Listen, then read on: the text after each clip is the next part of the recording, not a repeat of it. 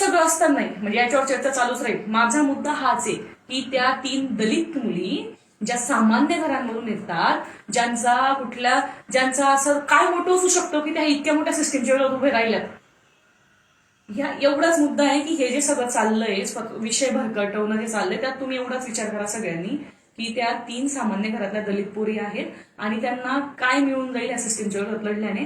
त्यांच्या स्वतः त्या का कुठे बोलत असतील, त्यांच्यासोबत काहीतरी घडलं असेल म्हणून ते सांगताय, एवढाच याच्यात मुद्दा आहे.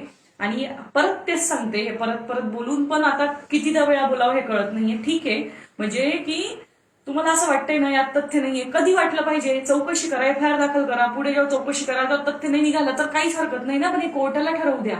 साधा बेसिक राईट आहे आमचा एफआयआर दाखल करणं, तोही तुम्ही करत नाहीये. माझी अजूनही आम्ही न्यायालयीन लढाई ठरवलंच आहे, पण अजूनही गृहमंत्र्यांना, मुख्यमंत्र्यांना विनंती आहे की तुम्ही ऑर्डर द्या, तुम्ही आदेश द्या एफआयआर दाखल करण्याचे, तो एफआयआर दाखल करून घ्या, कारण की सगळ्या महाराष्ट्राच्या लाखो पोरं तुमच्याकडे बघतायत सर.